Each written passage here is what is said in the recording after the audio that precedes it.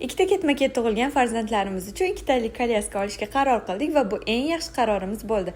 Narxini video oxirida aytaman.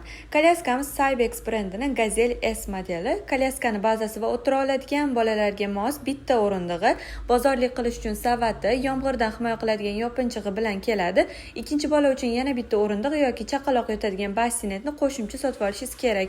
Biz xuddi shu brendning avtokreslosini sotib oldik. Ham mashinada ishlatamiz, ham kolyaskada.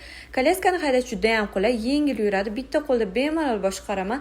Tagiga sumka, o'yinchoqlar, velosiped hamma narsa sig'ib ketadi.